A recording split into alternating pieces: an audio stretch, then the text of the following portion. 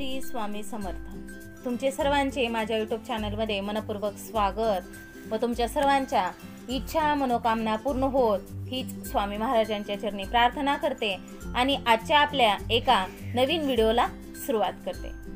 तर आज आपण पाहणार आहोत, आपण घरात आता प्रत्येकच जण वापरत असतो, प्रत्येक भागात वेगवेगळ्या नावाने देखील ओळखले जाते। कुणी झाडू म्हणतं, कुणी केरसुनी म्हणतं, आपली लक्ष्मी असते। याच बद्दल आपण अगदी सविस्तररित्या आजच्या व्हिडिओमध्ये माहिती जाणून घेणार आहोत। तर त्यासाठी तुम्ही माझा हा व्हिडिओ शेवटपर्यंत पहा, म्हणजे तुमच्या लक्षात येईल। आता आपले झाडूचे 3 प्रकार असतात, कदाचित फार कमी लोकांना माहित असेल, आणि अशा झाडूमुळेच देवी लक्ष्मी घरात येण्यापासून रोखली जाते।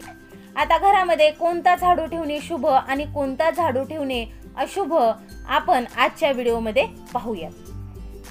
आता कोक पासून बनवलेला झाडू, फुलांपासून बनवलेला झाडू, प्लास्टिकचा झाडू ठेवल्याने काय परिणाम होतात, आता घरातील कोणत्या व्यक्तीने झाडू मारावा ही सर्व माहिती आपण पाहणारच आहोत। आता घरात वापरण्यात येणारा झाडू हा आपल्या आर्थिक दृष्टिकोनातून खूप महत्त्वाचा असतो, कारण झाडू हे देवी लक्ष्मीचे प्रत्येक स्वरूप मानले जाते। तसेच झाडू माणसाला करोडपती बनवतो, त्याचबरोबर माणसाच्या काही चुकांमुळे माणूस गरीबही होतो।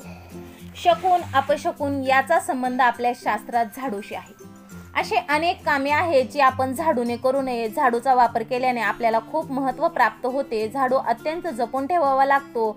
ज्यांना खऱ्या अर्थाने विश्वास आहे त्यांच्यासाठीच आपल्या धर्मग्रंथात याबद्दल सांगितले आहे। झाडू नक्की कोणत्या दिशेला ठेवावा आणि कसा ठेवावा, आपल्या शास्त्रामध्ये झाडूंचा संबंध हा देवी लक्ष्मीशी आहे। त्याचबरोबर तुटलेले झाडू आणि चुकीच्या पद्धतीने ठेवलेले झाडू याचा संबंध देवी लक्ष्मीची बहीण अलक्ष्मीशी जोडला गेला आहे। झाडूच्या चुकीच्या वापरामुळे आपल्या जीवनात गरिबी येते, आपल्या जीवनात अनेक समस्या निर्माण होतात। म्हणूनच आपण आजच्या व्हिडिओमध्ये की झाडूचा योग्य वापर कशा पद्धतीने केला पाहिजे, झाडूचा योग्य वापर केल्यास आपल्या जीवनात, आपल्या आयुष्यात यशाची दारे ही नक्कीच उघडतात। आपण आपल्या आयुष्यात जर खूप समस्या असतील, आपल्या आयुष्यातील समस्या या संपतच नसतील, तुमच्या आयुष्य सामान्य पद्धतीने चाललेले असेल तर काहीच अडचण नाही, पण पुन्हा तुमच्या आयुष्यात एक समस्या संपत नाही तोपर्यंत दुसरी समस्या तयारच असते। तुमच्या आयुष्यात आणि खर्च जास्त होत असतो। आता आपल्या आयुष्यात पैसा नेहमीच खूप जास्त उद्ध्वस्त होत असतो। जर आपण काही साध्य करू शकलो नाही तर तुमचे घर अडचणीत येऊ शकते। कोणत्याही परिस्थितीत आपल्याला जर समजा आपण खूप कष्ट करतो आणि आपल्याला यश मिळत नाही, तर अशा वेळी आपण काही गोष्टी ज्या आहेत त्या लक्षात ठेवल्या पाहिजेत, ज्यामुळे आपल्या घरात नकारात्मक ऊर्जा वाढू लागते आणि त्यामुळे आपल्या घरात अनेक प्रकारच्या समस्या निर्माण होऊ लागतात। त्यापैकीच एक आहे झाडू, जो आपल्या घरात नकारात्मकता पसरू शकतो, तसेच आपल्या घरात सकारात्मकता देखील आणू शकतो। जर तुम्ही चुकीच्या वेळी झाडूचा वापर केला तर तुमच्या घरात गरिबी यायला वेळ लागणार नाही। दुसरीकडे तुम्ही झाडू सामान्य पद्धतीने वापरला, म्हणजेच योग्य वेळी वापरला, तर तो झाडू तुम्हाला करोडपती देखील बनवू शकतो। आता आजच्या धावपळीच्या काळात सामान्य असणारे, मॉडर्न असणारे, नोकरी करणारे प्रत्येकाच्या घरी हा झाडू असतो। असे एकही घर नाही की जिथे झाडू वापरला जात नाही, पण त्या लोकांना झाडू कसा ठेवायचा आणि झाडूंचे काय करायचे हेच माहित नसते। बरेच लोक झाडूचा चुकीच्या पद्धतीने वापर करतात, ज्यामुळे अनेक समस्यांना सामोरे जावे लागते। तुम्ही तुमचे घर सकाळी लवकर झाडू शकता, किंवा जर तुम्हाला सकाळी लवकर झाडणे शक्य नसेल तर तुम्ही सायंकाळ होण्याआधी, म्हणजेच दिवे लागण्याच्या अगोदर घर झाडून घेऊ शकता। शक्यतो सकाळी उठल्यानंतर घर झाडून घ्यावी। जर तुम्ही कचरा गोळा केला असेल तर कृपया संध्याकाळ नंतर तो कचरा घराबाहेर टाकू नका। कोणत्या दिवशी झाडू खराब झाल्यानंतर तुम्ही तो घराबाहेर फेकून द्यावा आणि कोणत्या दिवशी नवीन झाडू खरेदी करावा आणि कोणत्या दिवशी चुकूनही नवीन झाडू खरेदी करू नये, सर्वप्रथम आपण हेच जाणून घेणार आहोत। आता नवीन झाडू खरेदी करण्यासाठी सर्वात शुभ दिवस म्हणजे शनिवारचा दिवस। जेव्हा देखील तुम्हाला झाडू खरेदी करायचा असेल, तो घरी आणायचा असेल, तेव्हा तुम्ही सर्वात अगोदर शनिवारच्या दिवशीच वापरायला काढायचा। जेव्हा तो झाडू तुम्ही खरेदी करायचा असेल आणि वापरायचा असेल तर त्यासाठी देखील शनिवारचाच दिवस उत्तम आहे, यामध्ये काहीही अडचण नाही। त्याचबरोबर झाडू कोणत्या दिवशी खरेदी करू नये यासाठी कोणत्या गोष्टी लक्षात ठेवणे गरजेचे आहे, जेव्हा तुम्ही झाडू खरेदी कराल, सोमवार, मंगळवार, बुधवार, गुरुवार, शुक्रवार हे सौम्यवार मानले जातात। या दिवशी तुम्ही चुकूनही झाडू खरेदी करू नये। तर तुम्हाला शनिवार, मंगळवार आणि रविवार हे वार कठोर वार आहेत। या दिवशी झाडू खरेदी करणे आपल्यासाठी फायदेशीर मानले जाते।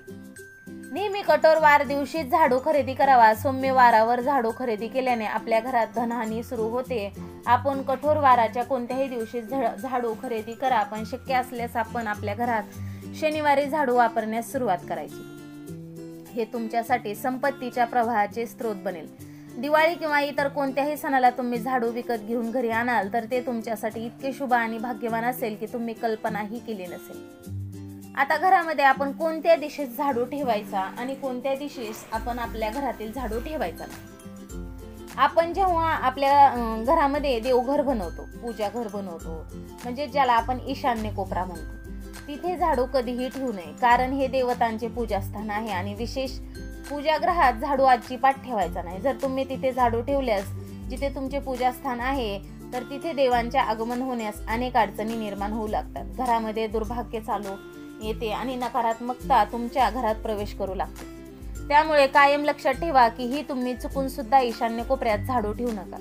आता तुमच्या मनात विचार येत असेल की घरात झाडू ठेवण्यास सर्वात उत्तम जागा कोणती, तर घराच्या नैऋत्य कोपरा। जर तुम्ही नैऋत्येला झाडू ठेवला तर असे मानले जाते की तुमच्या घरात देवी लक्ष्मीचा वास सुरू होतो।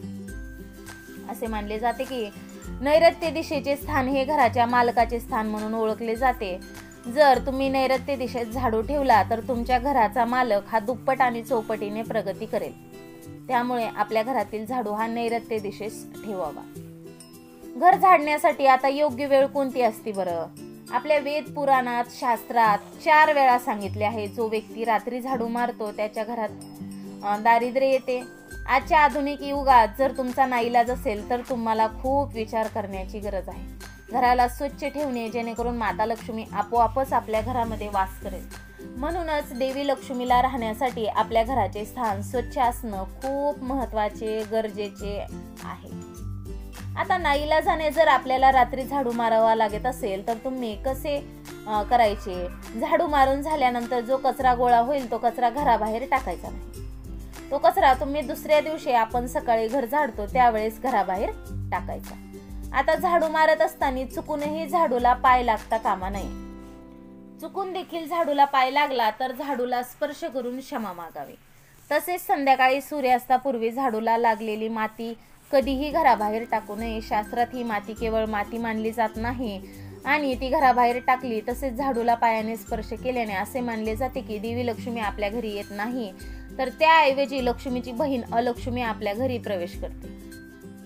आपल्या घरातील ज्येष्ठ व्यक्ती नेहमी सांगत असतात की झाडूला पाय लावू नये, ती लक्ष्मी आहे, पाय पड तिच्या। कदाचित झाडूला धर्माशी जोडले गेले आहे, म्हणूनच झाडूवर पाऊल टाकते म्हणजेच लक्ष्मी देवीचा अपमान समजला जातो। जेव्हा तुम्ही झाडूवर पाऊल ठेवतात तेव्हा तुमच्यावर देवी लक्ष्मी कोपते, हे नेहमी लक्षात असू द्या। घरात नेहमीच झाडू लपून ठेवावा। चुकूनही झाडू कधीही उघड्या जागी ठेवू नये। जर तुम्ही झाडू मोकळ्या जागी ठेवला तर ते अशुभ मानले जाते। शक्यतो झाडू तुमच्या घरात अशा ठिकाणी लपून ठेवा जिथे बाहेरच्या लोकांची नजर तुमच्या झाडूवर पडणार नाही। आता तुम्ही विचार करत असताल की मग आम्ही झाडू कुठे ठेवावा? मग तुम्ही तुमचा झाडू पलंगाखाली लपून ठेवायचा विचार करत असताल तर ही चूक अजिबात करू नका, नाहीतर तुमच्या घरातील धान्य संपुष्टात येईल। त्यामुळे घरातील बेडरूम मध्ये बेडच्या खाली झाडू कधीही ठेवायचा नाही। तसेच तुमच्या घरात आरोग्य संबंधित समस्या वाढतील। तुमच्या घरामध्ये एखादे लहान मूल अचानक घर झाडू लागले तर समजून जा की तुमच्या घरात पाहुणे येणार आहे। हे सर्व आपल्या झाडूशी संबंधित शकून आणि अपशकून जोडलेले आहे। आता सूर्यास्ताच्या आधी आपण नियमितपणे घर पुसून घेतल्याने देवी लक्ष्मी तुमच्या घरात वास करू लागते। पण अशी समजूत आहे की गुरुवारी घर चुकूनही पुसून घेऊ नये। असे केल्याने लक्ष्मी आपल्यावर क्रोधित होऊन निघून जाते। बाकीचे सर्व दिवस तुम्ही फरशी पुसून घेऊ शकता। आणि तसेच फरशी पुसण्याच्या पाण्यात दररोज अर्धा चमचा खडे मीठ टाकावे, तसेच थोडेसे गोमूत्र टाकावे, चिमूटभर हळद आणि थोडीशी कापूर पूड टाकावी आणि या पाण्याने दररोज फरशी पुसण्यास सुरुवात करा। त्यामुळे तुमच्या घरात सुख समृद्धी नांदेल। तुमच्या घरातील सर्व नकारात्मक ऊर्जा निघून जाईल आणि तुमच्या घरात सकारात्मक ऊर्जा प्रवेश करू लागेल। यामुळे तुमच्या घरात नेहमी शांततापूर्ण वातावरण राहील।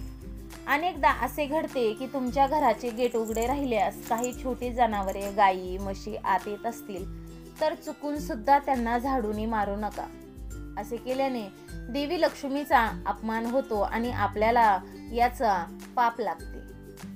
जर तुमच्या घरातील कोणतीही व्यक्ती शुभ कार्यासाठी घरातून जात असेल तर तुम्ही चुकूनही घर झाडून घ्यायचे नाही।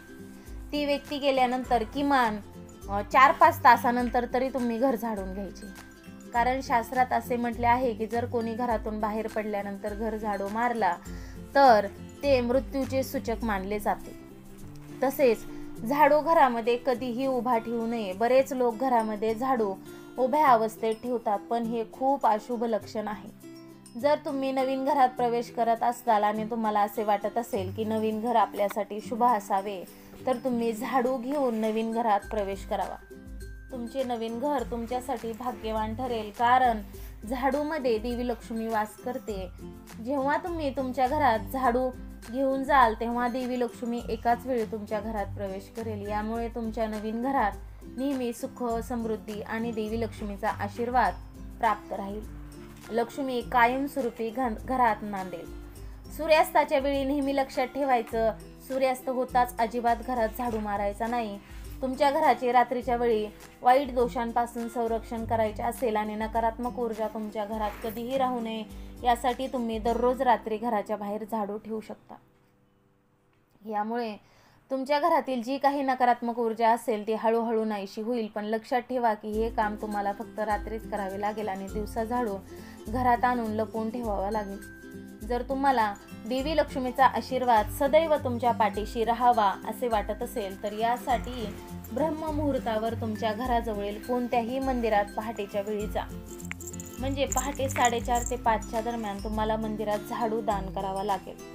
परंतु झाडू दान करण्यासाठी तुम्हाला नवीन झाडू घ्यावे लागते। प्राचीन काळापासून चालत आलेली ही परंपरा खूप महत्त्वाची आहे। अनेकदा मंदिरात झाडू दान करणे आपल्यासाठी खूपच शुभ मानले जाते। तर हे झाडूचे दान कोणत्या दिवशी करावे तर ज्या दिवशी कोणताही मोठा सण असेल किंवा कोणताही ज्योतिषीय कार्यक्रम असेल, जसे की ग्रहण, शुभयोग किंवा अगदीच तुम्हाला समजत नसेल तर तुम्ही शुक्रवारच्या दिवशी सकाळी मंदिरात कोणालाही न सांगता झाडू दान करावा आणि हे करताना कोणीही आपल्याला पाहणार नाही याची देखील काळजी घ्यावी। शास्त्रामध्ये गुप्तदानाचे विशेष महत्त्व सांगितले गेले आहे।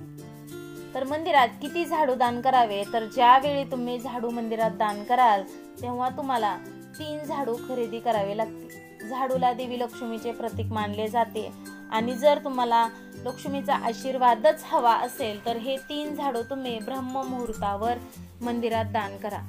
तुम्हाला त्याचा नक्कीच फायदा मिळेल। आणि घरातील तुम्ही जो काही आपला जुना झाडू म्हणजे खराब झालेला झाडू असतो, कठोर वार आहेत म्हणजेच मंगळवार, शनिवार आणि रविवार हे दिवस सोडून आपल्या घरातील जुना झाडू, खराब झालेला झाडू बाहेर टाकावा। कारण कठोर वारा दिवशी आपण झाडू खरेदी करून घरी आणतो आणि त्याचा वापर करण्यास सुरुवात करतो।